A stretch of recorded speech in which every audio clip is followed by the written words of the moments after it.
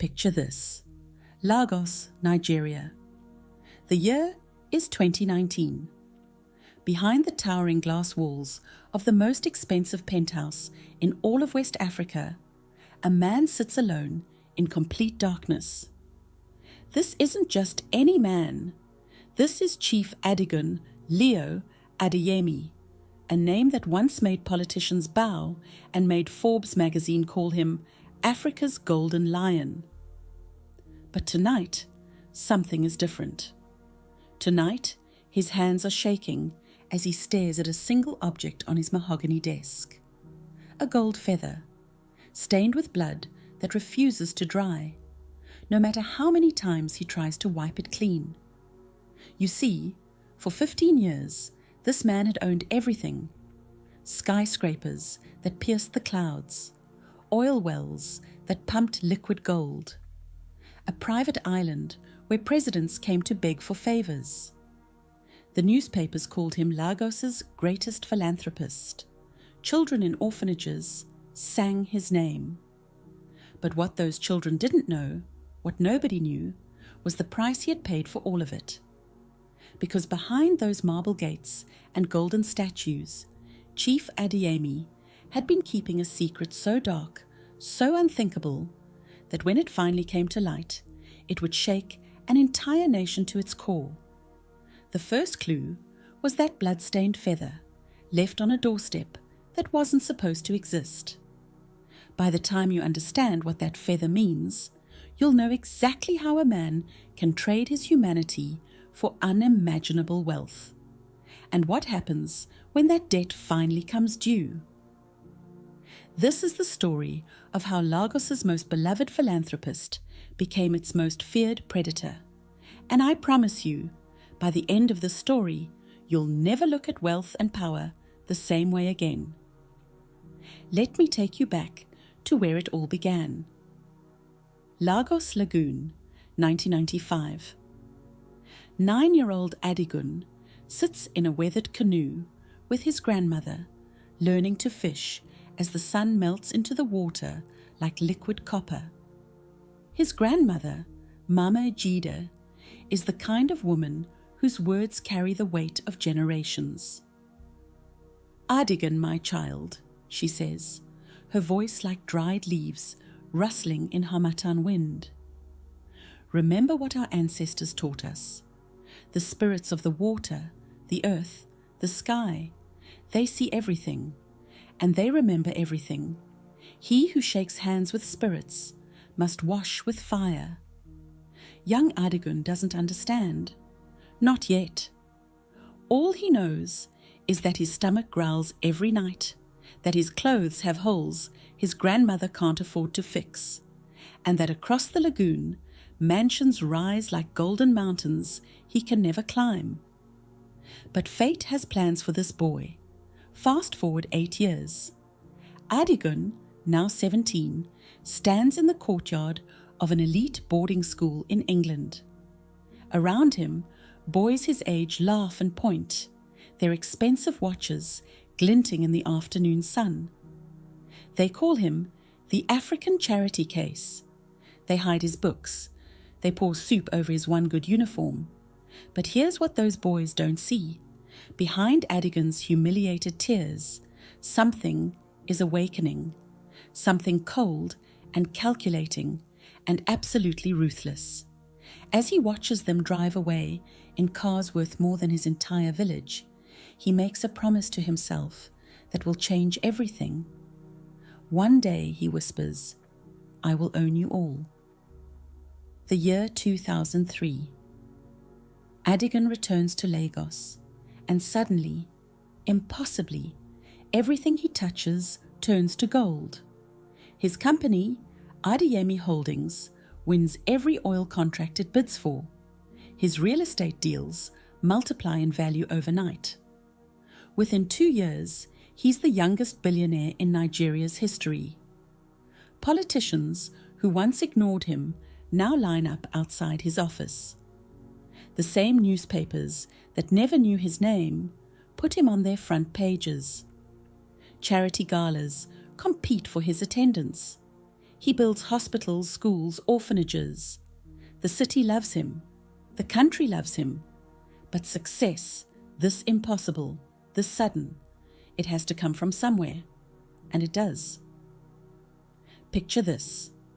December 2003, the annual Lagos Business Excellence Gala. Adigun, now worth over $2 billion, stands on stage, accepting yet another humanitarian award. The applause thunders through the ballroom like a hurricane. Presidents shake his hand. Celebrities pose for photos. But in the crowd, one figure doesn't clap. A tall man, dressed entirely in deep red cloth, his face hidden in shadows. As Adigun steps off the stage, this stranger slips something into his hand, something that feels ancient, something that seems to whisper. Adigun looks down. It's a leather-bound book, so old it might crumble at his touch. On the cover, symbols that seem to move in the lamplight, and tucked between its pages, a single golden feather that gleams like liquid fire. The stranger leans close. His breath smells like burning sage and old graves. "You want more," the stranger whispers. "I can give you everything, but everything has a price." That night, alone in his penthouse, Adigun opens the book. The pages are filled with words in languages he's never seen, but somehow, impossibly, he understands everyone. What happens next takes place in the Badagry forest, 40 kilometers from Lagos. If you've never been there, imagine trees so old they remember when the first slaves were taken from these shores. Imagine darkness so complete it swallows sound itself. It's midnight. Adigun follows the red-clothed stranger down paths that seem to shift and change with each step.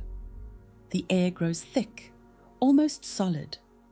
Drums echo from nowhere and everywhere. And then, in a clearing that shouldn't exist, he sees it. A shrine carved from black stone, symbols that hurt to look at directly. And around it, figures in masks that seem to be made from human faces. But the most terrifying thing isn't what he sees, it's what he feels. The absolute certainty that he is no longer entirely human. The ceremony. I won't describe it in detail because some things are too dark for words. But I will tell you this. When the spirits speak, their voices sound like dying children, and when they make their offer, it's simple. A life for a life, multiplied sevenfold. For every life you give us, we will give you 7 years of power beyond imagining. Adigun thinks of the boys who humiliated him. He thinks of the poverty that clawed at his childhood. He thinks of the power to never be powerless again. He accepts. What follows is the most terrifying success story you've ever heard. Every business deal Adigun touches doesn't just succeed, it explodes.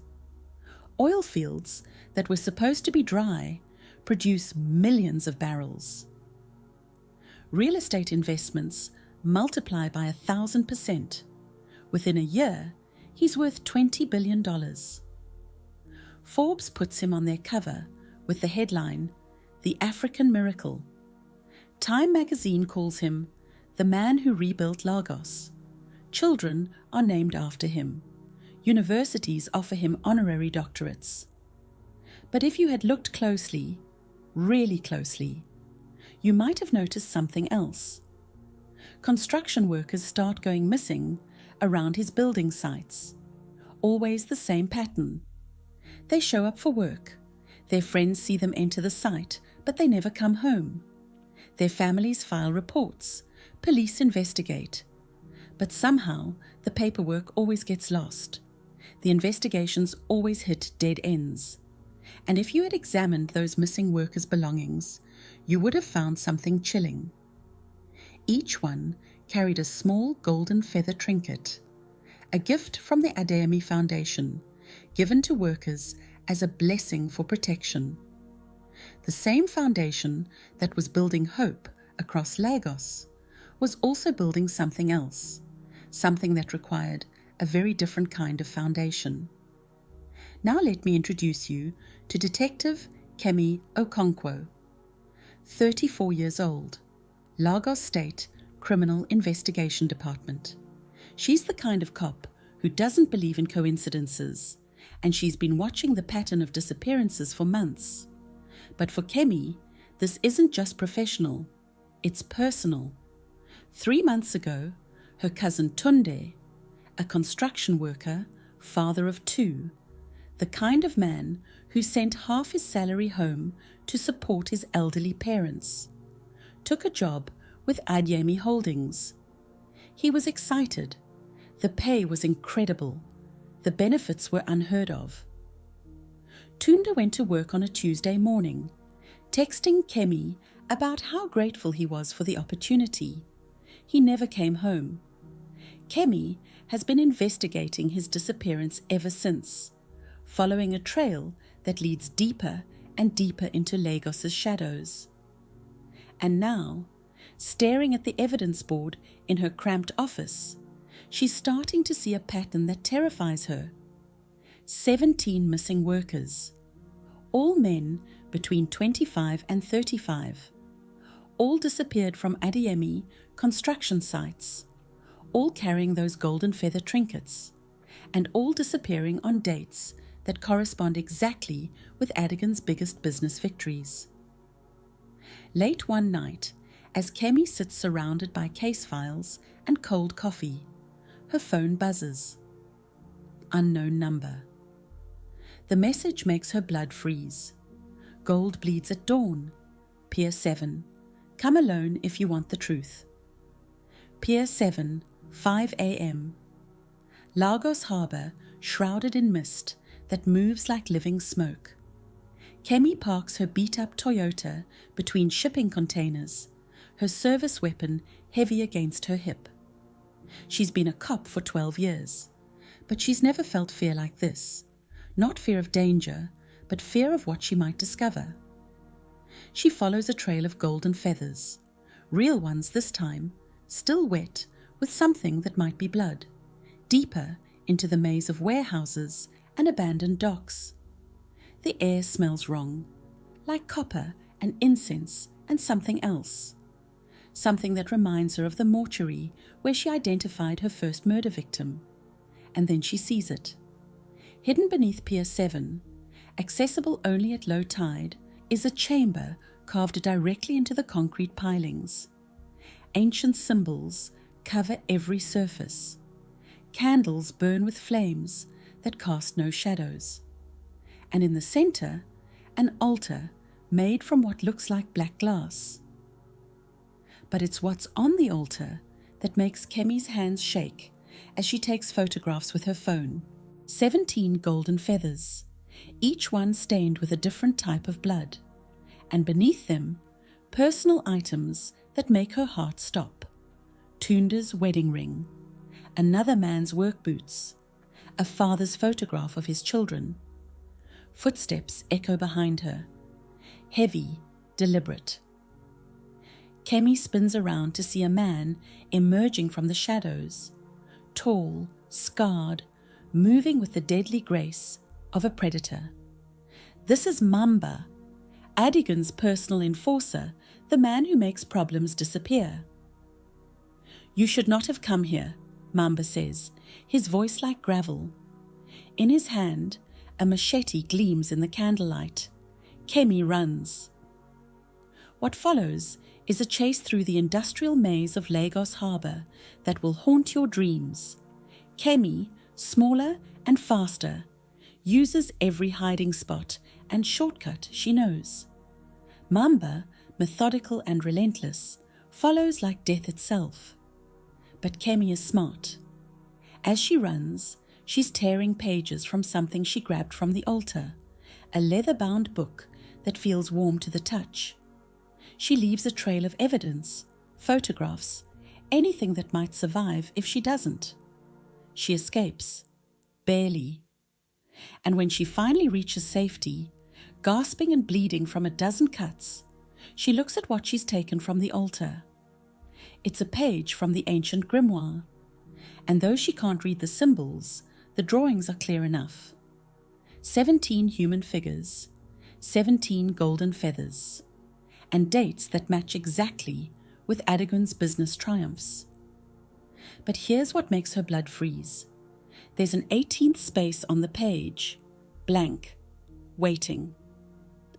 Meanwhile, across the city in a penthouse that touches the clouds, Chief Adigun Adeyemi sits with his 19-year-old daughter, Zara.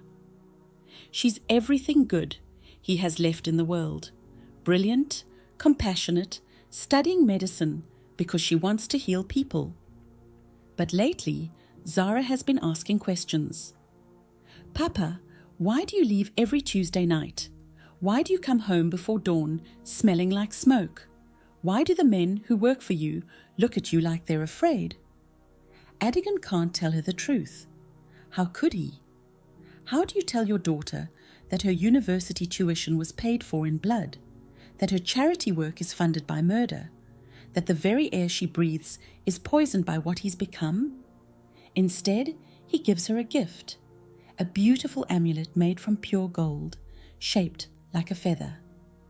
Wear this always, he tells her. Promise me you'll never take it off. Papa, you're scaring me. Promise me. She promises. She doesn't know that the amulet is the only thing standing between her and the spirits that surround her father like hungry wolves. The annual Lagos Festival of Lights, the biggest celebration in the city. Chief Adeyemi has been chosen as Grand Marshal, the highest honor Lagos can bestow. Hundreds of thousands of people line the streets. Cameras broadcast to millions. But Detective Kemi has been planning for this moment. Using her contacts in the power company, she orchestrates a citywide blackout right at the moment of Adigun's big speech. Chaos, panic. And in the confusion, something beautiful happens. The infrared cameras of news helicopters capture what normal cameras would miss. A convoy of black vehicles leaving the festival, heading toward the Badari forest. Kemi follows, but she's not the only one. Hidden in the back seat of one of those vehicles, driven by curiosity and desperation for answers, Zara Adeyemi is about to learn the truth about her father. The Badari forest at midnight, the same clearing where Adigun first made his deal with darkness. But tonight is different. Tonight, the spirits are hungry, and they want what they're owed. Kemi infiltrates the perimeter, her heart hammering as she watches through night vision binoculars. In the center of the clearing, Chief Adigun Adeyemi, the man the city worships, stands before an altar soaked in 17 years of blood. Around him, figures in masks chant in languages that predate written history, and chained to posts around the clearing, 7 men, construction workers, fathers, sons, the newest victims, waiting to be sacrificed for 7 more years of impossible wealth. Adigun raises a golden dagger above his head. The blade gleams like liquid fire. 7 hearts for 7 more years, he shouts to the wind. I offer what you demand. That's when everything goes wrong. Crashing through the underbrush, wild with terror and disbelief, comes Zara. She's followed her father's convoy, hidden in the darkness, and now she sees the truth that will destroy her world. Papa, no! The clearing erupts in chaos. Mamba lunges for Zara. The chained men struggle against their bonds. The masked figures scatter like shadows. And in that moment of confusion, Zara does something that changes everything. She runs to the chained men and starts cutting their bonds with a piece of broken glass, her hands bleeding, her tears mixing with the ancient blood on the altar. Mamba catches her. His machete rises. Adigun faces the choice that will define his soul. Save his daughter and face the wrath of the spirits, or complete the ritual and lose the only pure thing left in his life. For 17 years, he's chosen power over everything else. But as he looks at Zara, his daughter, his heart, his last connection to the man he used to be, something breaks inside him. He grabs Mamba from behind. They struggle. The machete flashes in the moonlight. When it's over, Mamba lies dead at the altar. His blood mingles with the ancient stains, and the spirits scream their rage into the night. Adigun has broken his pact, and the spirits want immediate payment. Flames begin to rise from the altar, spreading through the clearing like liquid death. The masked figures dissolve into smoke. And as police sirens wail in the distance, Adigun grabs his daughter and runs. But you can't run from what lives inside you. Dawn breaks over Lagos Lagoon, painting the water the color of blood and gold.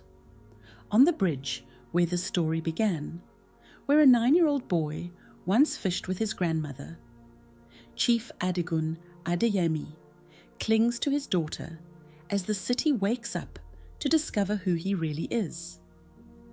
Detective Kemi arrives with a squadron of police cars, their lights painting the morning in shades of red and blue.